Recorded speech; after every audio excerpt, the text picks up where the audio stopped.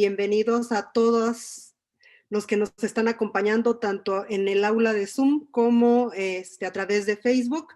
Y pues me siento muy contenta de tener con nosotros a la doctora Gabriela Dutrenit, que ella es profesora distinguida de la Universidad Autónoma Metropolitana, pero estoy muy contenta porque ella fue la coordinadora de la maestría que yo estudié, que fue la primera maestría en innovación que se ofreció en la República Mexicana, que fue la maestría que en ese entonces se llamaba de Economía y Gestión del Cambio Tecnológico. De hecho, soy egresada de la primera generación y para mí es un gusto contar aquí con la presencia de Gaby.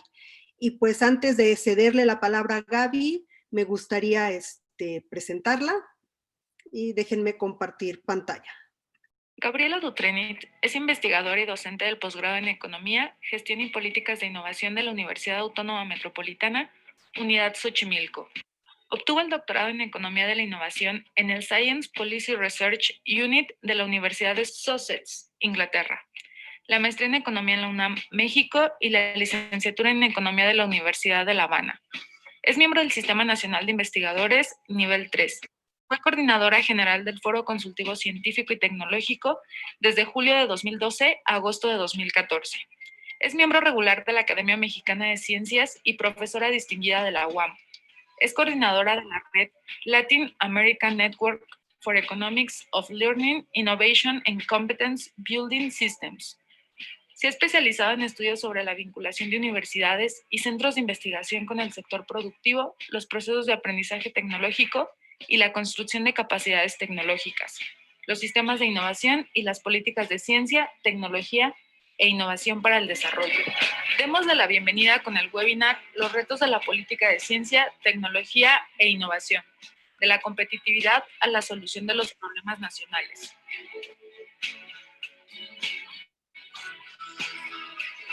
Pues Gaby, muchas gracias por haber aceptado esta invitación. Primero, muchísimas gracias por el video, la verdad que quedó precioso, después me lo pasas, ¿eh? Realmente muchísimas gracias. Claro que sí. Bueno, ok, bueno, y muchas gracias por la invitación para compartir un poco de ideas. No son ideas nuevas, es todo lo que ha venido pasando. Ya llevamos años en el grupo de investigación de la UAM, ¿no? Y no solo de la UAM, en el cual participamos muchos investigadores de todo el país, incluida Adriana, que venimos reflexionando sobre estos temas de la política de ciencia, tecnología e innovación, ¿no? Entonces un poco lo que voy a presentar es resultado de todo esto que venimos reflexionando en toda la red que tenemos al respecto, ¿no? Y bueno, uno siempre empieza con el tema de sí, la innovación es importante, ¿no? Entonces aquí tenemos el PIB per cápita como un indicador del bienestar, en el eje vertical tenemos el famoso GI del gasto en investigación y desarrollo experimental como porcentaje del PIB, y bueno, hay una relación entre los países que invierten mucho, el GIDE como porcentaje del PIB es alto, y el nivel del bienestar de la población medido por este indicador, que bueno, es el indicador que hay, ¿no? Y bueno, y México está por acá, y la desgracia es que ni siquiera por acá, ahora estamos todavía un poquitito más abajo. No han dado los datos, pero es un hecho que vamos a estar un poco más abajo. Pero entonces, o sea, sí hay una relación entre el esfuerzo que se hace en términos de ciencia, tecnología e innovación, el crecimiento y el bienestar, y por tanto sí es relevante lo que estamos estudiando, ¿no? Todavía no sabemos muy bien los cómo ponemos a la ciencia, la tecnología y la innovación de cara al desarrollo económico y social, cómo podemos hacer para que la CTI contribuya al bienestar social. O sea, los cómo es el espacio todavía de mejora, es donde tenemos que avanzar un poquitito más, ¿no? Y cuando a veces los que estudiamos los temas de las políticas de ciencia, tecnología e innovación, a veces nos miramos un poquito el ombligo, ¿no? Entonces uno se enfoca y confunde lo que es el objetivo de la política de CTI con el objetivo final del desarrollo. O sea, nosotros a la política de CTI no le podemos plantear como objetivo un objetivo económico y social amplio, porque no hay cómo cumplirlo. Después, como pasó con el Sistema Nacional de Investigadores, que resulta que tenía que estimular la innovación, y cuando vino la AST, ¿no? Hacerle una evaluación, pues salió mal evaluado porque no estaba dando resultados en innovación. Y bueno, pero no era realmente su objetivo. Entonces, uno tiene que enfocarse cuáles son los objetivos de la política de CTI y cuáles son los objetivos nacionales que tiene que tener un plan nacional de desarrollo. Entonces, en los objetivos de la política de CTI sí es construir capacidades de CTI para atender a desafíos de productividad, competitividad, crecimiento y otras necesidades de la sociedad. Pero el punto son las capacidades de CTI. Sin embargo, el objetivo final del desarrollo, ese sí tiene que ver con objetivos económicos y sociales más amplios. Entonces, tenemos que partir de esos objetivos nacionales, pero también tenemos que hacer que los objetivos de la política de CTI se enfoquen a contribuir a los objetivos nacionales. Y ahí es donde, en esas relaciones, donde todavía fallamos un poquitito, ¿no? Entonces sí tenemos que ver cómo enmarcamos los objetivos de la política de CTI en el contexto en el que estamos, y por tanto va a ser distinta los objetivos de la política de CTI de México, de Corea o de Singapur o de Alemania, porque tenemos un contexto específico distinto, nos tenemos que alinear con los objetivos económicos y sociales nacionales, y hoy tendríamos que decirle y ambientales también, ¿no? Y también tenemos distintas capacidades, entonces tenemos que partir de las capacidades existentes, ¿no? A nivel nacional, regional, sectorial, ¿no? O sea, exactamente. Y mirar hacia dónde se está moviendo el mundo, ¿no? Y sobre todo cuando suceden cosas en términos de tendencias tecnológicas, cuando suceden hechos como el del COVID, que cambia un poco la perspectiva de hacia dónde nos tenemos que mover, ¿no? Bueno, entonces les voy a comentar un poquito el tema de los problemas nacionales y su relación con los ODS, los Objetivos de Desarrollo Sustentable, el Sistema Nacional de CTI, muy rapidito, todos más o menos los conocemos, pero para los estudiantes es bueno incluirlos, y luego el tema de cuál es el marco analítico que tenemos de la política de CTI y su relación con la inclusión social, que no tiene mucha todavía, en el marco analítico. Y luego cómo estamos en México, ¿no? Antes del 2018 y desde el 2018 en adelante, y cómo es necesario cambiar un poco el enfoque de la política de CTI. Entonces, voy con el primer punto. O sea, los problemas nacionales todos los conocemos y se relacionan al país que queremos. Entonces, si a cualquiera le pregunto cuáles son los problemas nacionales, vamos a converger muchísimo en cuáles son los problemas nacionales, ¿no? Incluso en términos de salud, que acá no están destacados, pero están como el punto de salud, pero nosotros hace 2 años diríamos diabetes, y hoy tenemos que decir sí, diabetes e hipertensión, pero porque aceleran el tema del COVID, ¿no? Bueno, pero los otros, seguridad hídrica, ¿no? El tema de la conservación de la biodiversidad, todos los problemas nacionales, todos los conocemos y por tanto tenemos idea de hacia dónde nos tenemos que mover, ¿no? Y cualquiera de esos problemas son complejos. Nosotros no podemos resolver el tema, dejemos del COVID, ni el tema de la diabetes, si no lo abordamos desde un punto de vista mucho más amplio, ¿no? O sea, no es un tema solo que lo tienen que analizar los que se dedican, los que estudian ciencias de la salud o los que en la práctica trabajan en los hospitales o en los institutos nacionales de salud, sino que la diabetes requiere que se atienda en temas de cambiar la cultura, generar una cultura también, pero de deporte, cambiar los hábitos alimenticios, o sea, requiere mucho, son problemas complejos y que por tanto requieren un enfoque multidisciplinario, ¿no? Y por supuesto que requieren conocimiento científico y tecnológico, como ha quedado demostrado también con el tema de COVID. Pero si requieren todo esto, la solución también requiere innovación. Porque, bueno, conocimiento científico y tecnológico se genera en universidades y centros de investigación, pero bueno, también se requieren que las empresas innoven y generen nuevos productos relacionados con estos problemas complejos. Entonces, si son problemas complejos, si hay tantos actores, o sea, hace falta articular a los actores, ¿no? Del Sistema Nacional de Ciencia, Tecnología e Innovación, ¿no? Y en torno a estos problemas específicos que son los grandes problemas nacionales. Y eso nos requiere algo que no hemos logrado al día de hoy, que es adoptar un enfoque transversal de la política de ciencia, tecnología e innovación. Porque a pesar de que tenemos una ley de ciencia y tecnología, como es la ley del 2002, que es una ley que se basa en principios de transversalidad, o sea que para atender, que CONACYT, que como ejecutor, tiene que estar conectado con con otras secretarías de Estado para atender problemas nacionales, ¿no? Y lo mismo pasa a nivel de las entidades federativas, entre lo que son los consejos de ciencia y tecnología o las secretarías de ciencia, tecnología e innovación de un conjunto de estados que tienen secretarías, y en ese sentido están adelante que a nivel federal, ¿no? El tema es cómo articular el trabajo entre las distintas secretarías que trabajan en distintas áreas, ¿no? Entonces, bueno, ya desde el 2015 está este tema de los Objetivos de Desarrollo Sostenible de Naciones Unidas, que yo creo que se adelantaron un poquito al COVID al plantear todos estos objetivos de desarrollo sostenible. Y cuando uno piensa en los problemas nacionales, pues los problemas nacionales se relacionan definitivamente con los objetivos de desarrollo sostenible, porque si uno, vuelvo al tema de la diabetes, se relaciona con la pobreza, con hambre cero, con salud, con educación, ¿sí?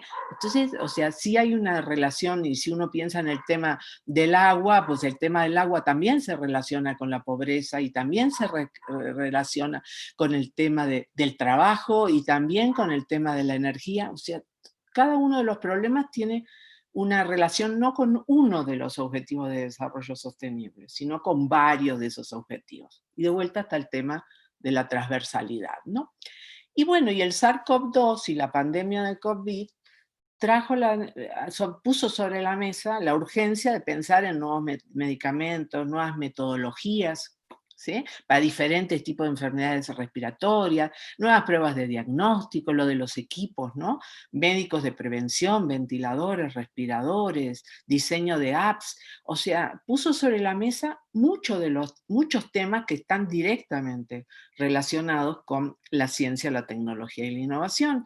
Y entonces uno pensaba que eso iba a posicionar de otra forma a la CTI en el mundo, sin duda la está posicionando, pues en México no es tan claro, ¿no? Pero todos estos temas levantan la importancia de la ciencia, la tecnología y la innovación, ¿no?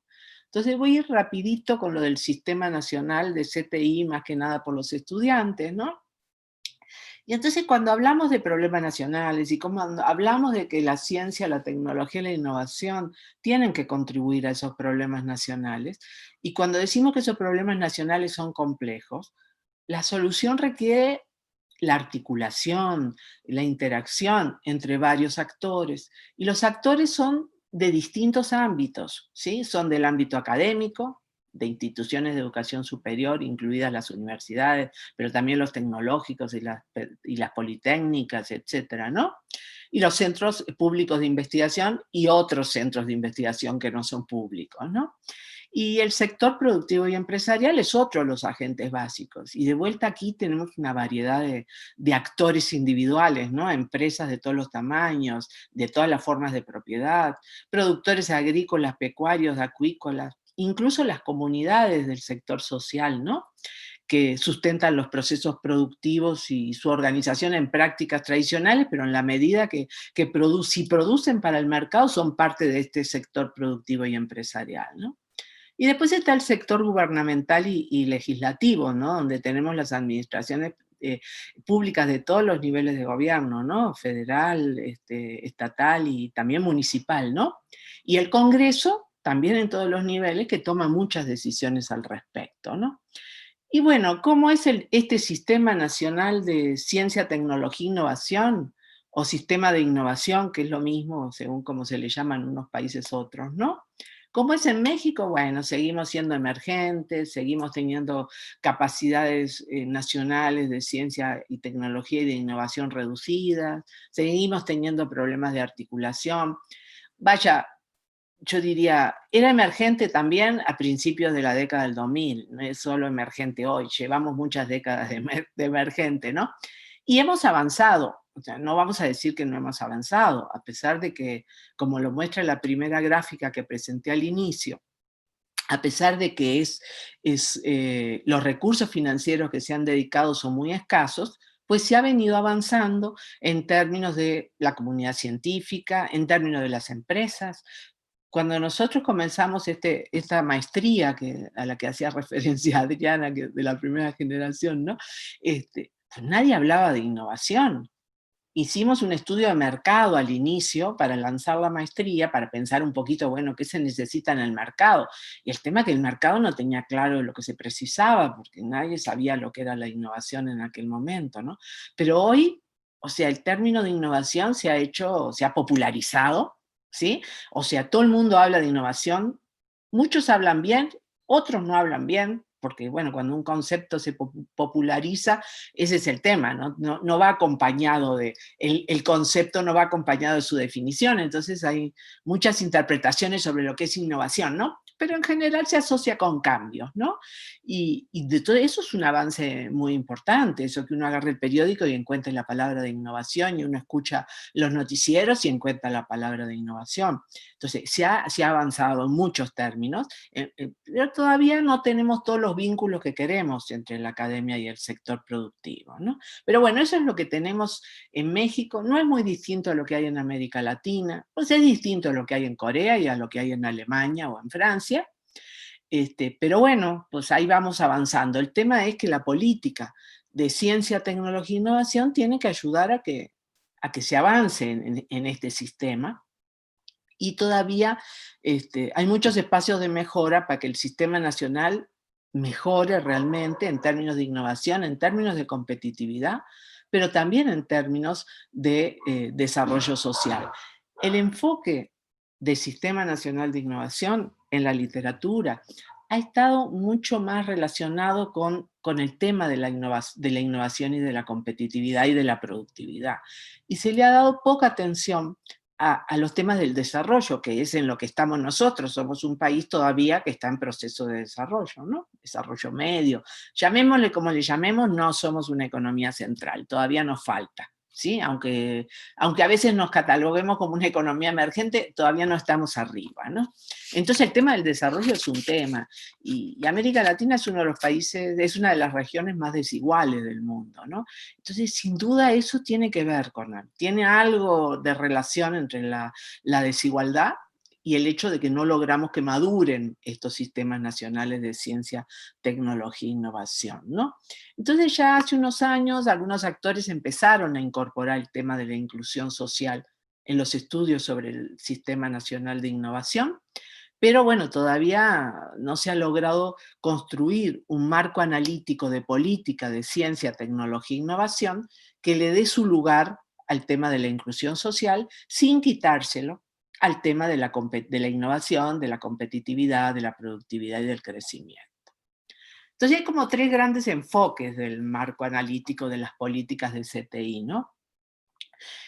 Hace muchos años, y antes de la ley del 2002, digamos, lo que predominaba era este enfoque del Science and Technology Push o del Demand Pull, sobre todo el Science and Technology Push, un enfoque de un modelo lineal, ¿sí? Donde la idea es que la ciencia se desarrollaba y se desarrolla la ciencia, entonces eso da conocimientos que son las bases para el desarrollo de tecnologías, y luego eso se transfiere al sector productivo y entonces se generan innovaciones. Ese modelo lineal, que era el que predominaba en los años 50, los años 60 y de ahí en adelante, con ese enfoque se creó el CONACYT en 1970 en México y en toda América Latina. Y bueno, y todavía hay mucho del enfoque lineal, todavía hoy en día, en muchos de los instrumentos que tenemos de la política de ciencia, tecnología e innovación, ¿no? Y después, como desde fines de los años 90, prosperó el enfoque sistémico, que es el dominante hoy en día en el mundo, en el cual fue incorporado en nuestra ley de ciencia y tecnología del 2002, ¿no? Y después, bueno, está ese otro enfoque en grandes problemas nacionales, que es el que trae ahora, que traen estos autores, particularmente Scott, ¿sí? Con la idea esta de la innovación participativa, pero que todavía no está a nivel de una propuesta de planteamiento, ¿no? Entonces, ese enfoque sistémico actual que es el que hay en el mundo y es el marco analítico que hay en el mundo, y es el marco analítico que promueven al día de hoy los organismos internacionales, pues destaca la innovación, la productividad, la competitividad y el crecimiento, ¿no? Muy poco a la parte social, ¿no? Y, y los organismos internacionales lo adoptaron desde que Lumbal estuvo en la OCDE, ¿sí? Se incorporó ese enfoque de los sistemas de innovación y por tanto las políticas para fortalecer los sistemas de innovación, ¿no? Y, y bueno, y se ha ido ha habido una mejora gradual de este marco analítico y se ha difundido enormemente. Uno a donde va en el mundo encuentra instrumentos muy parecidos, ¿sí? Y cuando los organismos internacionales hacen evaluaciones, que le llaman reviews de la política de innovación, cuando ellos hacen, pues usan la misma receta para decir, te falta esto, hay que darle más a la ciencia, hay que estimular más la innovación en el sector productivo. Han surgido plataformas súper interesantes como la de Innovation Policy Platform de la OCDE ya hace 4 o 5 años, ¿no? Pero este marco analítico, y es el que usamos en México, ¿sí? Bueno, y este marco analítico que trata de promover la vinculación entre los actores, ¿no? Del sistema de innovación, ¿no? Pero bueno, fue pensado para países con ciertas condiciones iniciales y también con una historia de construcción institucional pues específica, porque cada historia de construcción institucional es específica de los países, pero los países centrales llevan más tiempo, a pesar de que tienen sus especificidades, llevan más siglos en el proceso de desarrollo. Y entonces tienen instituciones mucho más fuertes. No sé, esto lo estoy afirmando, pero después de ver todas las cosas que están pasando en el norte, que no sabemos en qué va a terminar esa elección, ya no sé si las instituciones fuertes van a prevalecer, ¿no? Pero bueno, en general hay una trayectoria de construcción institucional que facilita que se implementen estrategias mucho más exitosas, ¿no? Pero bueno, este marco analítico sí reconoce que no se puede aplicar lo mismo para todos, ¿sí? Esa famosa frase, one size does not fit all. Y eso es muy cierto, no se puede aplicar la misma receta a todos. Pero al final, cuando vienen y se hacen los reviews de la política de innovación, pues se hacen de esa misma receta, ¿no? Y entonces se le aplica la misma receta a los países emergentes, a los países en desarrollo, a los países más atrasados también, como si eso fuera a funcionar cuando parten de condiciones iniciales muy distintas. Entonces ese es un tema que todavía no sabemos cómo le vamos a hacer a esto, ¿no? Entonces la inclusión no está en ese modelo, ¿sí? Pero no está porque los países centrales, pues ellos consideran que no tienen problemas de inclusión. Si le rascamos un poquito, hasta en Estados Unidos el índice Gini de la desigualdad es bastante elevado, ¿sí? En los países, en países de Europa, pues hay mucha, no solo inmigración que está en condiciones desiguales con el resto de la población, también hay pobladores de los mismos países que tienen diferentes condiciones. Sí hay problemas de desigualdad, pero muy inferiores a los que tenemos nosotros. No tienen el porcentaje de pobres que tenemos en México o de gente que vive en pobreza extrema que tenemos en México o que hay en general en América Latina, ¿no? Bueno, entonces con ese panorama pues entramos a un nuevo gobierno, ¿no? Y entonces, bueno, ¿cómo ha estado el tema de la inclusión social antes y después del 2018? Voy a dar una barridita rápida, ¿no? Pues antes, o sea, las administraciones anteriores, se aplicó sin duda el marco analítico de la política de CTI internacional con el enfoque sistémico. Eso que nosotros tenemos o teníamos hasta hace poco, pues es resultado de ese marco analítico, y la ley del 2002 es resultado de ese marco analítico, ¿no? Y bueno, eso permitió que se fortalecieran vínculos entre la política de CTI y el crecimiento económico, pero el enfoque se dio en cómo construir capacidades de CTI para la innovación, ¿no? Y los desafíos centrales han sido productividad, competitividad, crecimiento. Y si uno mira los instrumentos que se han venido aplicando, ¿no? Hasta antes del 2018, ¿no?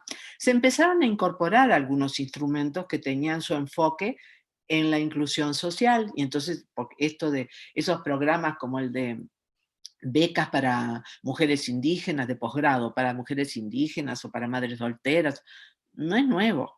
Eso ya se aplicó, no me acuerdo en qué año, pero póngale que en el 2016, una cosa así. Se empezaron a introducir esos instrumentos que miraban hacia el tema de la inclusión social. Claro, es como lo de la innovación. O sea, se hablaba mucho en los gobiernos anteriores, pero los pesos que se dedicaron a la innovación solo aparecen en la mañanera, porque después no aparecían. O sea, siempre dijimos que se dedicaba poquitísimo a la innovación, a la inversión en fomentar la innovación en México, y ahora resulta que aparecen millones de millones, pero no estaban, ¿eh?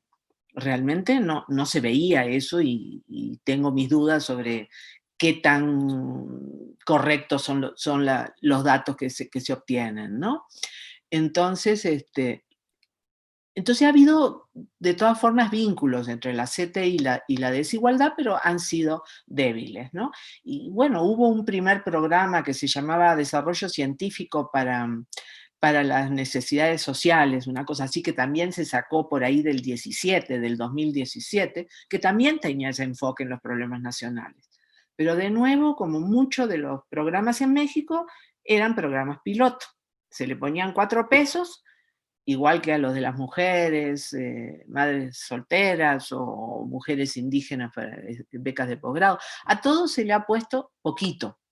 Y bueno, cuando se le pone poquito son como pilotos. Y esos pilotos pues funcionan, no terminan de dar resultado porque no se escalan, ¿no? Y entonces si no se escalan, pues no se obtienen los resultados que uno esperaría a nivel más agregado, ¿no?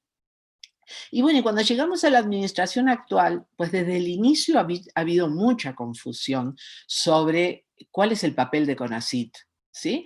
Desde el Plan Nacional de Desarrollo, donde ciencia y tecnología y CONACYT quedaron incluidos en el eje de economía, pero los discursos y programas de CONACYT ponían el énfasis en lo social, pues ahí empezó la confusión, ¿sí? Y ciencia y tecnología se le dedicaron 5 renglones en el Plan Nacional de Desarrollo, lo cual lo que denotó es que no era de interés, que no había un entendimiento de cómo la ciencia, la tecnología y la innovación podían contribuir a un desarrollo equitativo y contribuir incluso a los temas de inclusión social, que han sido la preocupación principal de este gobierno desde que inició, ¿no? Y entonces CONACYT no ha terminado de enganchar dentro de todo esto, ¿no? Uno no termina de saber qué es lo que se está fomentando, ¿no? Entonces, la inclusión ha sido el centro, la inclusión social, pero de esa forma, ¿no? Sin diálogo entre muchos, ¿no? Entonces, fue el problema central en el Plan Nacional de Desarrollo. Cuando uno mira los planes sectoriales y los programas de varias secretarías de Estado, de vuelta la inclusión es lo que está en el centro, en salud, en economía, en trabajo, en agricultura. Cuando uno mira ahora todos los programas que se han implementado, bueno, no sé si los programas que se han, porque tampoco se han implementado muchos programas para lo del COVID, ¿no? Para atender al tema del COVID. Lo que se ha hecho es, a programas existentes se les pusieron más pesos, como, yo qué sé, los adultos mayores, las jubilaciones y todo eso. Y las tandas, por ejemplo, ya venían desde antes del COVID, ¿no? Entonces, tal vez lo más nuevo sea lo de los créditos a la palabra. Eso sí fue un nuevo instrumento que no estaba antes, ¿no? Pero los otros realmente lo que hizo fue ponerle más dinero a eso para dar un enfoque al tema de la respuesta a la pandemia, muy desde el lado de la inclusión, ¿no? De que los más excluidos no se sientan tan afectados por la pandemia, ¿no?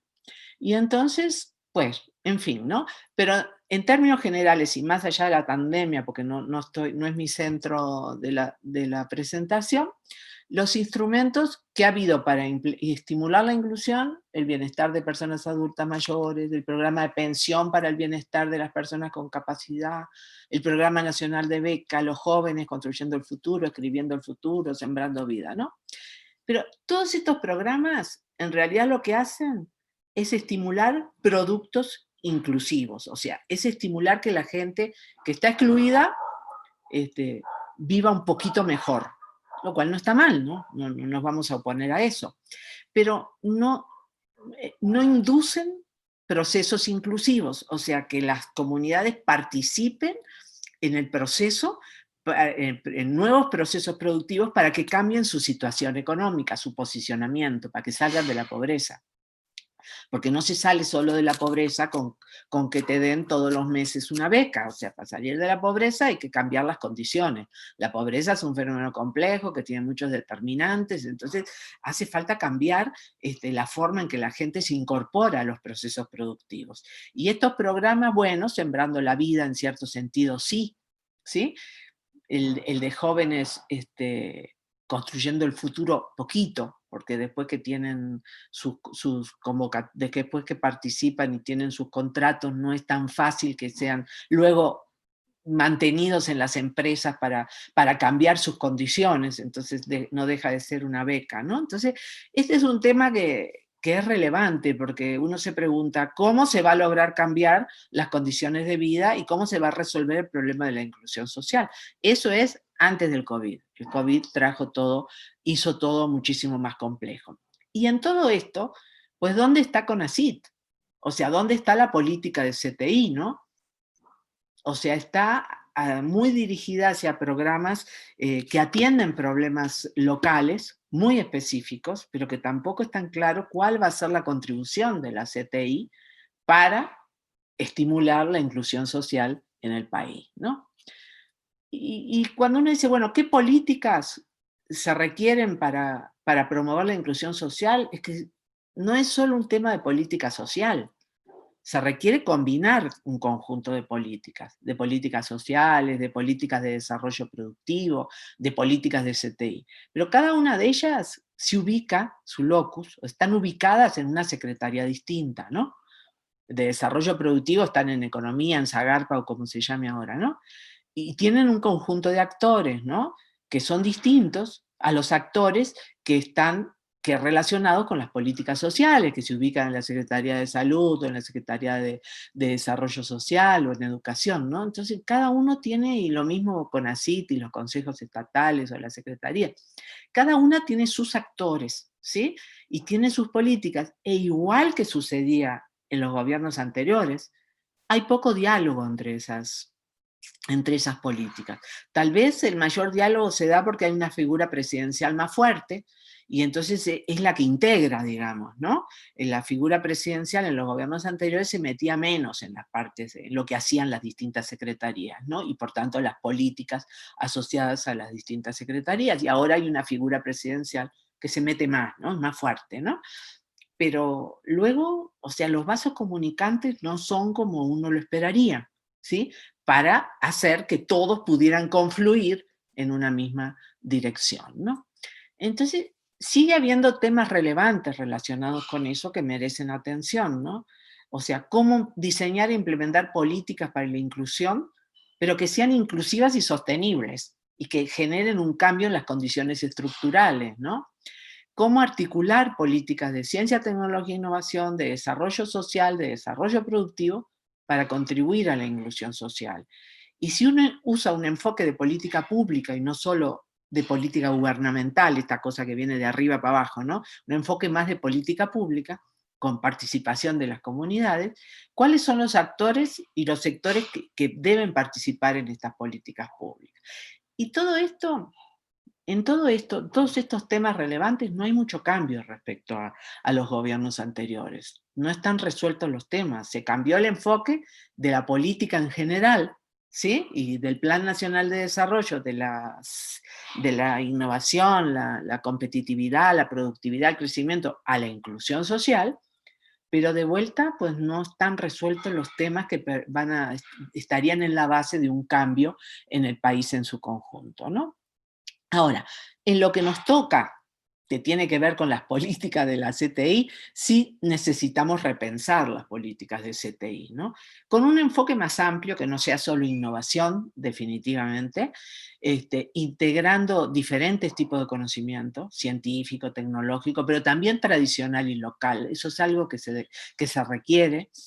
Después, ahora uno dice, ¿toda la política de CTI debe estar orientada a resolver problemas de inclusión social?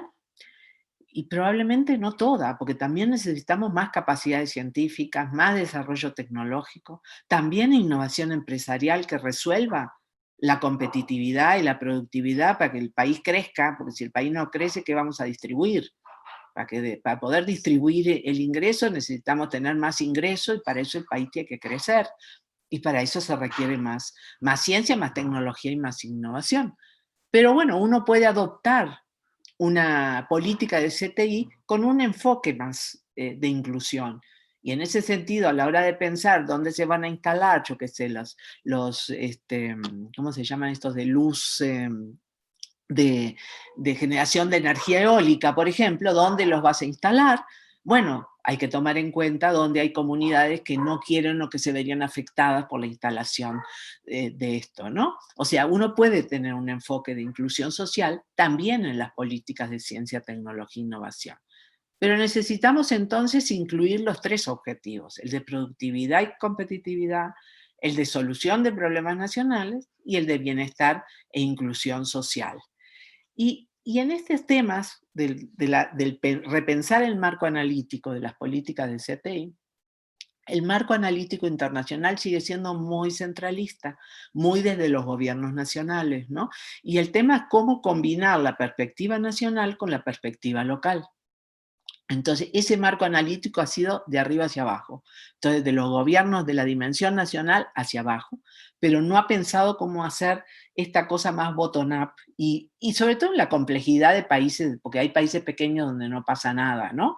Que se tenga un enfoque más desde arriba y más nacional, pero en un país que es una federación, donde hay estados tan fuertes y otros tan débiles, o sea, es más necesario aún repensar la relación entre lo nacional y local con una diversidad dentro de lo local, ¿no? Porque no hay por qué tratar a todos iguales cuando no son iguales, ¿sí? Y el tema es cómo hacer crecer a todos, a los que están más abajo y a los que están más arriba, que todos tienen que crecer, ¿no? Bueno, en fin, son temas que se vienen planteando desde antes y que siguen presentes hoy sobre esto, ¿no? El tema del enfoque, esta cosa de articular, ¿no? El enfoque intersectorial sigue siendo un enfoque sigue siendo relevante, que aseguremos las condiciones para tener ese enfoque intersectorial para resolver problemas nacionales que son complejos y que requieren esa dimensión intersectorial. Y cuando uno dice, bueno, queremos que la política de CTI pues tenga una perspectiva social, contribuya a los problemas nacionales, ¿no? Pero bueno, ¿cómo discutimos a favor de una mayor inversión en ciencia, tecnología e innovación? ¿Cómo lo argumentamos? Y esa es una dificultad que hemos tenido los que nos dedicamos a estos temas de las políticas de CTI, ¿no? Porque bueno, antes estábamos bajo el poder de Hacienda y nuestro lenguaje, hablamos en un idioma diferente al de Hacienda, ¿no? También hablamos un lenguaje distinto al de otra Secretaría de Estado, entonces nos cuesta explicar cómo es que la importancia que tiene la CTI, cómo en concreto puede contribuir a los problemas nacionales o locales, ¿no? Del tema que sea, ¿no? Y ahora ya no sé bajo el poder de quién estamos, ¿no? No estoy tan clara que estamos bajo el poder de Hacienda. Pero en Hacienda se toman también decisiones y hay que interactuar, ¿no? Pero a la hora de nosotros de vender este discurso, pues tenemos que dejar muy claro cuál es el impacto social y económico y qué resultados va a haber. En el gobierno anterior era muy importante el impacto económico, ahora es también importante el impacto social. Y metas específicas de cómo podemos contribuir. No podemos plantearnos que vamos a reducir la pobreza en un 2%, ¿sí? Pero cómo en específico la CTI puede contribuir a estos grandes problemas, ¿no? Y bueno, seguimos operando como canales paralelos, ¿sí? O sea, no se logra que haya los vasos comunicantes y eso es algo que hay que resolver y seguimos en las mismas, no se observa que hay diferencias en esa dirección, ¿no? Y sí tenemos que pensar de que no nos podemos mirar el ombligo, la CTI, la política del CTI no puede ser un objetivo en sí mismo, la política del CTI es una herramienta para el desarrollo, por tanto tenemos que pensar en el desarrollo como el objetivo final, ¿no? Y entonces, ¿cómo argumentamos?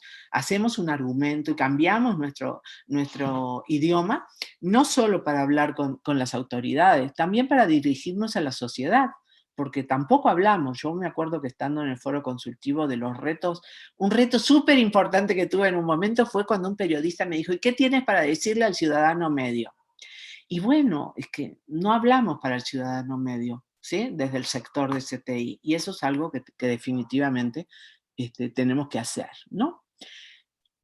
Entonces, bueno, retos, ¿no? Cómo adoptamos una perspectiva de inclusión social, ¿sí? Y cómo construimos una política pública donde se escuchen a las comunidades. Y ya ahora sí que me voy más rápido. Hay muchas tensiones, ya estoy terminando, en el sector de CTI. Ahora tenemos la tensión entre la arena política y las políticas de CTI. Estamos en un momento de mucha tensión, ¿no? Pero también dentro del sector de CTI hay tensión entre las comunidades científicas y la empresarial, dentro de las comunidades científicas, o sea, porque hay muchas de distintas disciplinas y también hay tensiones. Y también entre los funcionarios que diseñan las políticas de CTI y los que diseñan las políticas de otras secretarías de Estado que tienen también áreas de intervención relacionadas con la ciencia, la tecnología y la innovación, como la Secretaría de Economía, la de Agricultura, la de Medio Ambiente, etcétera, ¿no? Y este tema también que tenemos los investigadores, entre los incentivos que hay para fomentar la investigación y el orientarse un poco más a problemas nacionales, ¿no? Y ahora, pues, también hay problemas que tienen que ver con la ciencia, ¿no? O sea, cómo es la relación entre economía y política, cómo controlar los riesgos de los efectos negativos de la ciencia, es algo que nunca valoramos. Hablamos de la ciencia como algo que solamente es positivo y a veces no. Y entonces tenemos que ver cómo valoramos los riesgos y cómo controlamos los riesgos de la ciencia.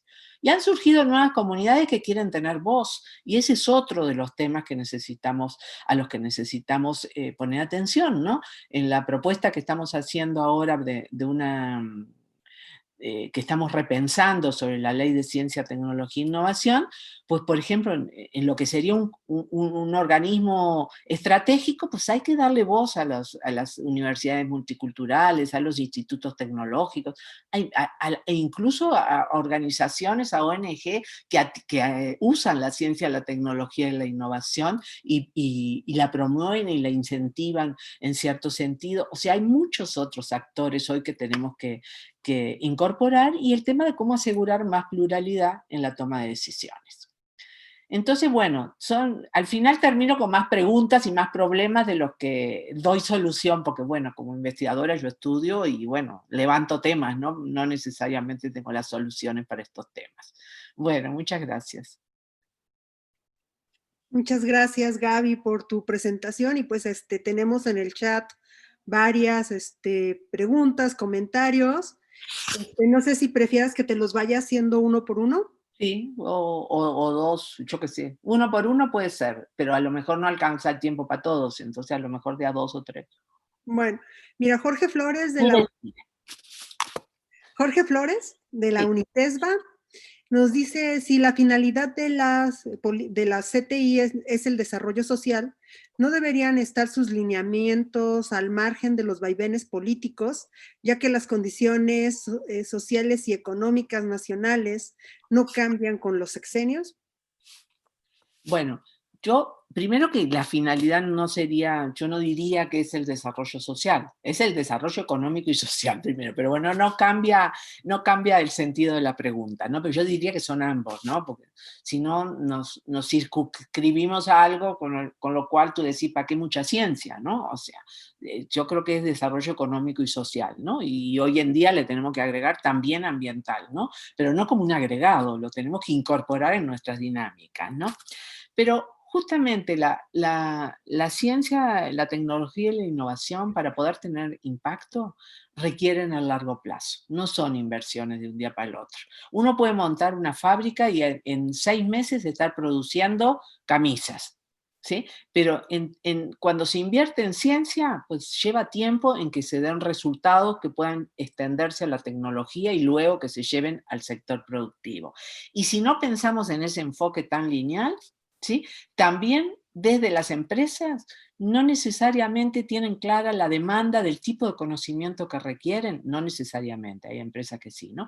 Pero, o sea, en todos los casos se requiere tiempo. Se requiere tiempo para las interacciones, se requiere tiempo para generar consensos, se requiere tiempo para generar ciencia y tecnología. Y entonces eso demanda inversiones de largo plazo. Y lo que hemos tenido han sido inversiones que a lo más duran un sexenio, ¿no? Entonces ese es el otro tema, o sea, la necesidad de tener, de repensar, y por eso en la ley del 2012 planteaba que el programa especial de ciencia, tecnología e innovación tenía que tener una perspectiva de 25 años. Y a pesar de que eso se incorporó en la ley del 2002, desde hace años que se incorporó como en el 2009, no se logró, ¿eh? O sea, se planteaba, se elaboraba el programa con ese textito, pero después a la hora que se asignaban los recursos anuales y además a la hora que se definían los instrumentos, seguía siendo con un enfoque de administración pública, entre una administración y la otra. Entonces sí hace falta un enfoque de largo plazo. Gracias. Yesenia Moreno, en México, ¿cómo incentivar al sector privado para que incorpore ciencia, tecnología e innovación? ¿Qué pasa con las MIPYMES que no pueden costear la incorporación de la tecnología? Bueno, ese es todo un tema que tampoco tengo solución, ¿no? O sea, definitivamente hoy estábamos en una clase sobre las ondas largas y los paradigmas científicos y tecnológicos con los estudiantes de maestría que recién están ingresando del primer trimestre, ¿no? Y entonces justamente conversábamos cómo las MIPYMES, por un tema financiero, tienden a estar en una situación de que no están en el paradigma. ¿Sí? No están en el paradigma científico y tecnológico que vivimos hoy, se van quedando en distintos paradigmas anteriores, ¿sí? Y entonces no logran, pues no logran escalar, ¿no? Pero por eso en el mundo se dan apoyos específicos a las pequeñas y medianas empresas para estimular la actividad de innovación, y a partir de esos apoyos pues surgen muchas más empresas innovadoras, ¿no? O sea, es esta idea de la evolución también, ¿no? Si se apoya a muchas, si hay cantidad, hay cantidad, hay variedad, y de ahí se hace una mejor selección y van a surgir más empresas innovadoras, ¿no? O sea, en México no tenemos esta tradición. Con todo lo que se diga de los sexenios anteriores, el apoyo para las pequeñas y medianas empresas ha sido muy magro. Y entonces, bueno, tenemos los resultados que tenemos. Gracias. Alberto Gutiérrez, ¿considera usted la necesidad de nuevas reformas estructurales en sectores clave como el sector educativo para fortalecer el campo de la ciencia e innovación nacional, adoptando modelos extranjeros que generen mejores resultados? Bueno, es que siempre que trasladamos modelos extranjeros, el tema es cuando uno los adapta, ¿sí? No los adapta bien, porque es mejor generar los modelos propios. Y a la hora de generar modelos propios, por supuesto que hay que tomar en cuenta otras experiencias, porque no hay que inventar la rueda, pero tampoco el traslado tampoco es muy bueno, porque siempre hay problemas, como nos ha pasado con el marco analítico de las políticas de ciencia, tecnología e innovación. Ahora está en discusión la Ley General de Educación Superior, que todavía no la ha aprobado el Congreso, ¿no? El Congreso o el Senado, ya no me acuerdo en cuál está, pero está ya a punto, ¿no? Y bueno, en realidad ahí se está tratando de pensar en un nuevo modelo educativo con todas las dificultades. A diferencia de la Ley General de Ciencia, Tecnología e Innovación, que se supone que ya tiene que pasar al Senado, en el caso de educación superior, bueno, se ha hecho consulta a muchos de los actores, ¿sí? del sector de educación superior, y se han recogido muchas opiniones y muchas de ellas se han incorporado. Entonces, pues, no ha estado mal la consulta que se ha hecho, ¿no?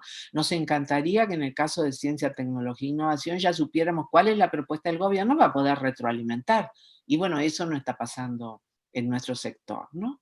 Pero bueno, no sé si no va a haber, y otro tema es la reforma educativa ya a nivel básico, que sobre eso no puedo opinar porque no tengo conocimiento suficiente. Gracias. Lázaro Salas, ¿qué modelo económico sería la mejor opción para elevar el bienestar social y la competitividad?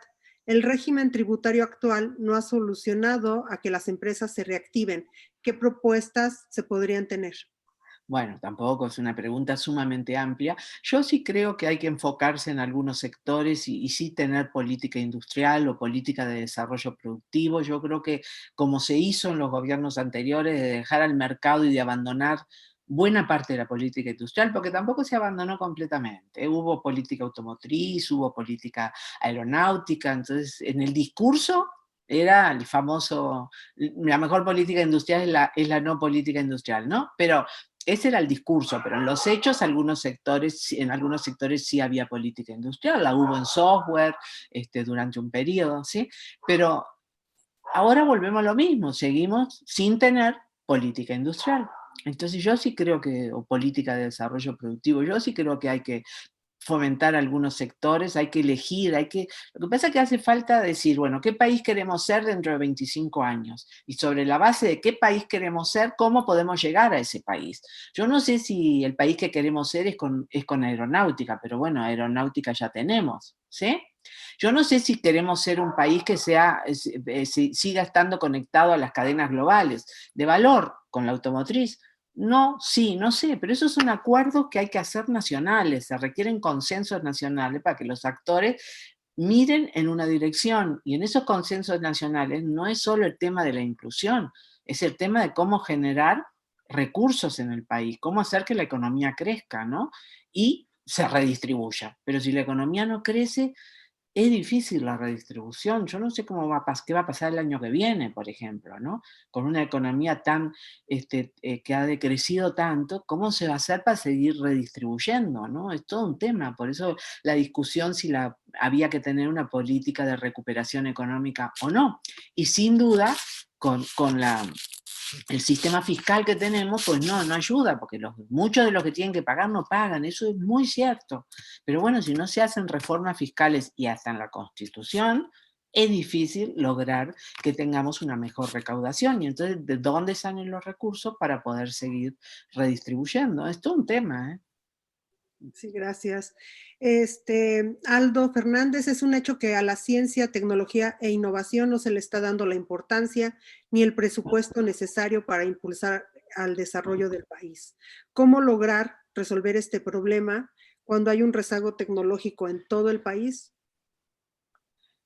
Y bueno, está complicado. Porque bueno, ahorita lo que ha pasado con los fideicomisos es que no solo no se está dando más, se está quitando, ¿sí?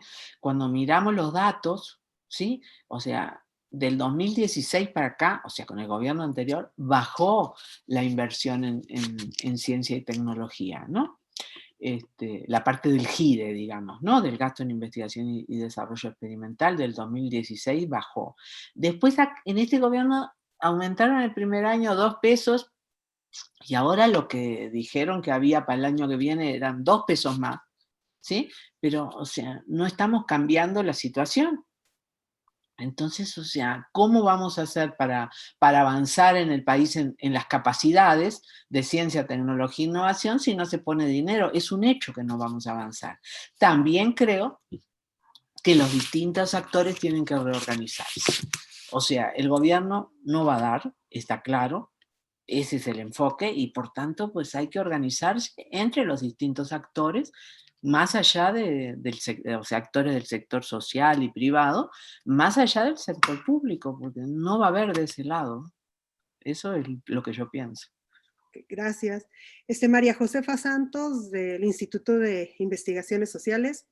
¿Qué nuevos instrumentos de política se necesitan para incorporar a las discusiones y quehacer científico la preocupación y ocupación del desarrollo de innovaciones tecnológicas?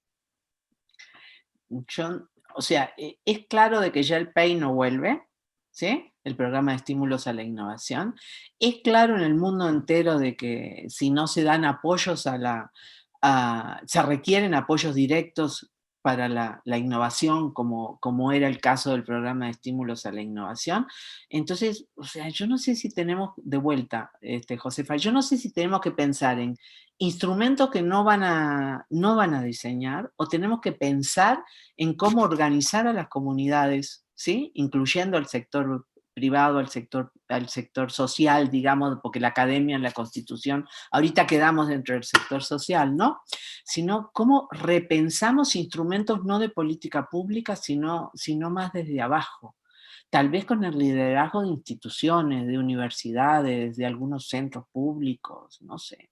Yo me estoy planteando ese tema, el cómo, porque propuestas de instrumentos, bueno, sí, tienen que ser instrumentos que tengan el enfoque de política, de inclusión social. Si pensamos en instrumentos, como era el programa de estímulos a la innovación, que lo que buscaba era fomentar la innovación para incrementar la competitividad y la productividad y el crecimiento, eso no va a funcionar. Ahora, si pensamos en propuestas donde se apoye la innovación para generar productos inclusivos o procesos inclusivos, ¿sí? Pues tal vez eso puede tener un mayor, puede ser más oído, escuchado, ¿sí? Y tomado por este gobierno, ¿no? Gracias. Ignacio López, hoy en el tecnológico no escuchamos bien ni reaccionamos a tiempo a los reclamos de los empresarios en la solución de sus problemas. ¿Cómo incentivar a los profesores e investigadores? Ese es todo un tema, ¿no? Porque bueno, en este tema la vinculación, que lo hemos estudiado bastante, ¿no? O sea, siempre son dos actores, ¿no? Y son actores muy diferentes, ¿no? O sea, los intereses y los estímulos que mueven al empresario son muy distintos a los estímulos que mueven a un investigador o a un profesor de una institución. Que tiene un ingreso que no depende de la vinculación, todo es el punto de si depende o no depende, ¿no? En los estudios que nosotros hicimos, muchas veces los empresarios les interesa la universidad más para, en términos de que le brindan o les dan acceso a recursos humanos, ¿sí? Como son los estudiantes una vez que salen de nuestros programas, y sin embargo del lado de los investigadores, pues les interesa el prestigio, ¿sí? Les interesa obtener de la vinculación, por ejemplo, financiamiento para pagar los reactivos y cosas así, ¿no? Pero cuando lo que tenemos del lado del sector empresarial son pequeñas y medianas empresas que no tienen recursos, entonces, o sea, ¿cómo hacemos, no? O sea, se rompe parte del interés de que hay de muchos investigadores. Nosotros esperábamos que el interés económico fuera muy importante del lado de los investigadores, ¿no? No estoy hablando, y había también de tecnológicos. Nosotros pensábamos en la encuesta que hicimos de que iba a haber una motivación económica más allá de reactivos y todo eso, y sin embargo no la había. Era más importante la parte de reputación que el beneficio económico que esperaban obtener, ¿no? Entonces el tema es cómo cambiamos la estructura de incentivos, ¿no? Para que haya un interés conjunto, ¿no? Sí, muy interesante. Complicado. Complicado. Y mucho para pensarle. Carolina Ayala, hay un clima de desconfianza en el ecosistema de CTI, aunado a las tensiones que presentó. Mi pregunta es, ¿cómo iniciar o fortalecer el diálogo con investigadores, con ACID, empresarios?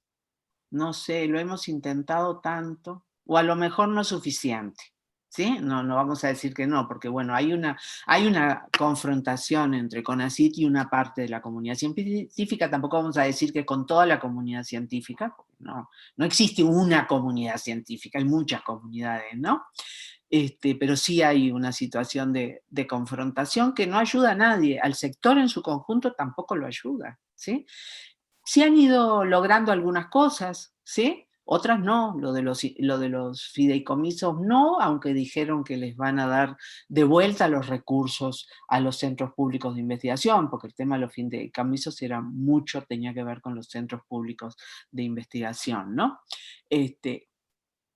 Nos cortaron también los fondos, que era lo que permitía tener luego los fondos de CONACYT, con los cuales había fideicomisos asociados a los fondos para poder tener proyectos multianuales. Ese es todo un tema. Pero bueno, el fideicomiso en realidad es una forma jurídica, ¿no? O sea, pero lo que pasa es que no están dando una alternativa para ello, ¿no? No están diciendo, bueno, en vez de eso lo que va a haber es esto otro para que se maneje.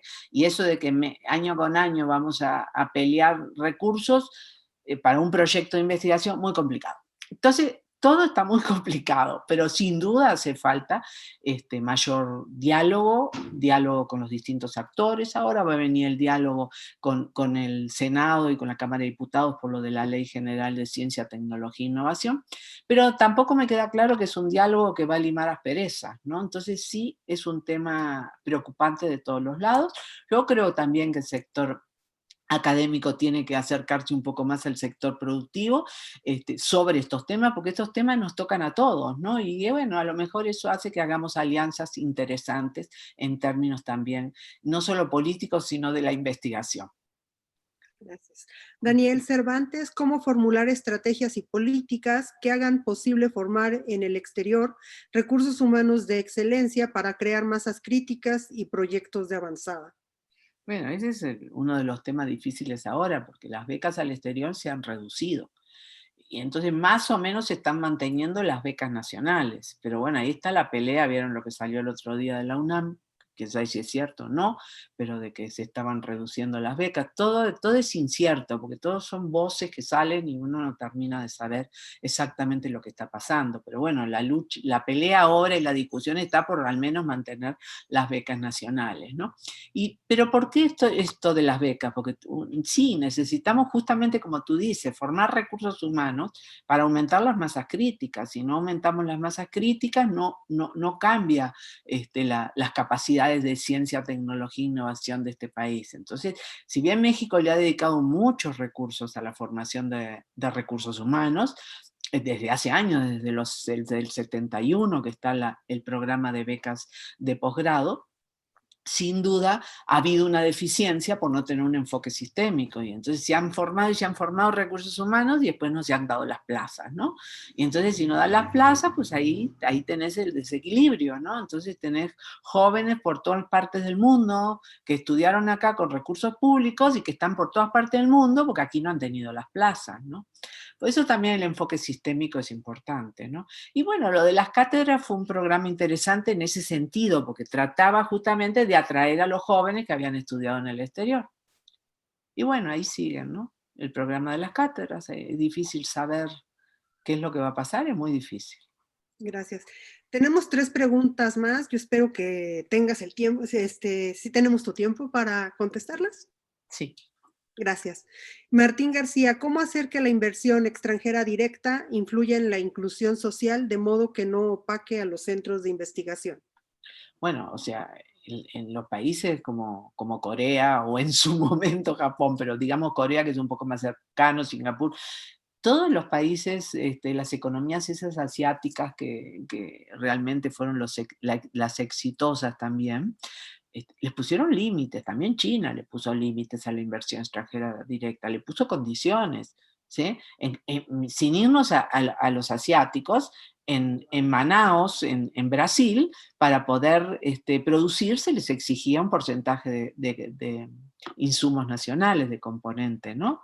Nacional, ¿no? El tema es que en México no se hizo eso desde un inicio, y después con el Tratado de Libre Comercio se quedó muy atado a esa situación y a poner condiciones, ¿no? Ahora, hay un mínimo de condiciones que hay que poner, porque si no, no te transfieren conocimiento. O sea, la inversión extranjera directa sirve y es muy útil para, por ejemplo, las subsidiarias generan exportaciones, pero bueno, se importa muchísimo, al final el valor agregado aquí es muy bajito, ¿sí? Pero bueno, te dejan llegar a ser la 15ª economía mundial, pero bueno, ¿cuáles son las derramas dentro del país? Entonces el tema es cómo dentro de los acuerdos internacionales que tenemos, porque bueno, si no tenemos el tratado el TEMEX, pues ¿qué sucede con la economía mexicana y qué sucede con la inclusión? ¿Sí? O sea, no se puede tampoco acabar de un día para el otro esto, ¿no? Pero hay que ir pensando en dirección de un cambio estructural que reduzca un poquito la dependencia de la inversión extranjera directa y de las cadenas globales, no el pensar en una estrategia que nos lleve fuera de las cadenas globales de valor. Eso es muy difícil de pensarlo, ¿no? O sea, los cambios tienen que ser mucho más graduales y el mundo está integrado también, ¿no? Gracias. Carmina González, de las propuestas previas del programa originario de CTI, ¿qué programas crees que se necesitan retomar? un esquema alternativo al programa de estímulos a la innovación, definitivamente, ¿sí? Eso hace mucha falta porque hay que fomentar la innovación, más allá de que se le ponga condicionantes de perspectiva social, de inclusión social. A mí eso la verdad no me parece mal. De hecho, en LALIX hicimos, en la red esta en la que estamos, y sí, de América Latina, hicimos una declaración que la sacamos como en el 2014, donde hablábamos de políticas de ciencia, tecnología e innovación con perspectiva social, justamente, ¿no? Con perspectiva de inclusión social. Así se llamó, ¿no? Entonces yo sí creo que hay que pensar debería retomarse un instrumento de ese tipo, pero pensar cómo ponerle tampoco sé cómo hacer un instrumento con perspectiva social, ¿sí? Pero bueno, o sea, cuestión de que se siente la gente para pensar en esa dirección, ¿no? Entonces yo creo que ese es un esquema que hace falta. Hay que pensar distinto a las entidades federativas, o sea, nosotros tenemos en el país entidades federativas, como decíamos hace un rato, con diferencias muy importantes en términos de sus capacidades, en términos de ciencia, tecnología e innovación, y por tanto, pues no puede ser que tengamos programas parecidos, igual el mismo programa para todos. Está bien, en los fondos mixtos antes lo que se hacía es que se daban, los acuerdos con CONACYT era que con los estados con menos recursos iban 1-1 o 3-1, y en los estados con más recursos entonces era 1-1 o medio a 1 del peso que ponía CONACYT, ¿no? Pero, o sea, hay que pensar y dar mucho más libertad a las entidades federativas para que de acuerdo a sus distintas capacidades puedan tomar decisiones. Pero para eso se requiere la federalización de la inversión, que es una demanda de la red NACECIT de toda la vida, de hace muchos años, ¿no? El tema de la federalización del gasto. Sí, y El finalmente, gasto se concentra a nivel federal, pues hay que distribuirlo y entonces se aplican esas medidas de distribución que no son muy apropiadas. gracias. Y finalmente Raúl Tafoya nos comenta, entre toda la desarticulación del ecosistema de CTI, históricamente se ha dejado de lado el acercamiento con la sociedad en general. ¿Cuáles políticas o actividades se podrían realizar para que la sociedad mexicana arrope, impulse y respalde las iniciativas de CTI en vez de sentirse desconfiada o indiferente ante ellas? Ese es todo otro gran tema, ¿sí? Las preguntas han estado muy buenas porque ese es otro gran tema. O sea, ¿cómo hacer para penetrar en la sociedad? Cómo cambiar nuestro vocabulario para que la sociedad, el lenguaje en el que hablamos, o sea, uno tiene que hablar para el gobierno con un lenguaje, para Hacienda con otro lenguaje y para la sociedad con otro lenguaje, ¿sí? Y nosotros usamos el mismo para todos y ese es un problema que hemos tenido toda la vida y no solo nos pasa acá en México, ¿eh? O sea, es un problema en general del sector de ciencia, tecnología e innovación, ¿no? Entonces, bueno, ¿cómo se abren los espacios de diálogo, no? Y hay muchas, porque bueno, ya hace un tiempo que venimos trabajando el tema de los procesos de diálogo para la formulación de políticas, ¿no? Entonces este libro tiene que ver con eso, ¿no? Donde participaron colegas de varios países de América Latina y el Caribe, ¿no? Sobre el tema del diálogo. ¿Cómo hacer la participación? Y tampoco en el mundo también están en pañales sobre el tema de la participación pública, ¿no? Pero hay un conjunto de metodologías que se vienen aplicando, probando en el mundo, sobre cómo lograr una mayor participación de las distintas comunidades, desde las consultas más amplias, unas consultas muy amplias sobre distintos temas, como se hizo acá en México hace unos años, creo que en el 2014, por ahí, que se hizo una consulta donde, bueno, ya contestaron, pónganle 150.000 personas o 180.000, no me acuerdo. Pero tratando de llegar un poco a la población, ¿no? Claro, en un país de este tamaño, 150.000 no es nada, pero es más de lo que normalmente hacemos en términos de tratar de llegar a la población, ¿no? Entonces, se requiere mucho trabajo de divulgación de la ciencia y eso también requiere recursos, ¿eh? Eso también, pero sí hay que trabajar mucho más con la divulgación de la ciencia para poder ir cambiando la perspectiva que tiene la sociedad sobre la ciencia y la tecnología, que realmente en México es bastante, bastante pobre, ¿eh? Porque hay otros países, incluso en América Latina, donde hay una mejor consideración sobre el papel de la ciencia y la tecnología, y en México no existe, no importa. ¿Sí? Bueno, pues muchísimas gracias, Gaby, por tu participación en este webinar. No, tenemos muchas felicitaciones en el chat por tu excelente conferencia. Nos dicen que has sido, pues, has tocado temas muy pertinentes, de una manera muy concisa, precisa.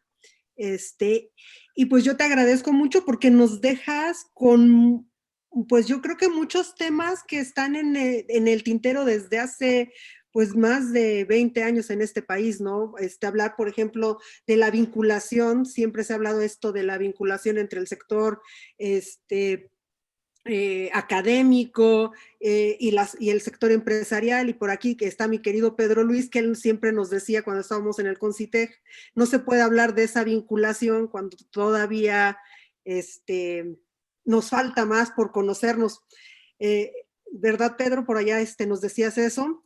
Y estos temas que yo cuando hablo con los estudiantes digo, a veces uno le gustaría como que fueran diferentes los problemas para ir avanzando, y sin embargo son problemas que ya tenemos mucho tiempo discutiendo, ¿no? El tema de la vinculación, el tema de la apropiación social del conocimiento, en el cómo los académicos, los investigadores nos podamos comunicar con la sociedad y con las empresas, porque muy bien lo dijiste, aunque todos hablemos español, cada quien habla un español diferente. Entonces eso es un gran tema, ¿no? Que tiene que ver con esto de la apropiación, con la participación ciudadana, que también, por ejemplo, acá en el caso de Guanajuato, ya desde hace algún tiempo, pues se ha estado propiciando mucho esto de la participación ciudadana, de la gobernanza ciudadana, pero que también todavía falta, como tú dijiste en tu conferencia, se ha avanzado, pero todavía nos falta más para avanzar, ¿no? Y algo que tocaste y me parece fundamental es esto de pensar siempre en el largo plazo. O sea, nosotros no podemos querer tener resultados inmediatos en 3, 5, 6 años, porque el desarrollo económico es algo que se va a conseguir en el largo plazo. Y los resultados que tenemos ahorita, pues son resultados de lo que hicimos en el pasado. Entonces también por eso existe mucho la preocupación de qué va a pasar si ahorita se están dejando de hacer muchas cosas que antes se estaban haciendo y que habían funcionado, porque pues el retroceder va a ser muy sencillo, y y volver a lograr lo que ya se había conseguido, pues va a ser bastante complicado, ¿no? Y eso no solamente en México, yo creo que es algo que estamos viviendo en todo el mundo. Sí, definitivamente. El tema es cómo construir sobre lo que hemos aprendido y mejorar lo que tenemos. O sea, mejorar lo que funcionó y lo que no funcionó e irlo abandonando. Y eso es lo que no se encuentra que está sucediendo, ¿no?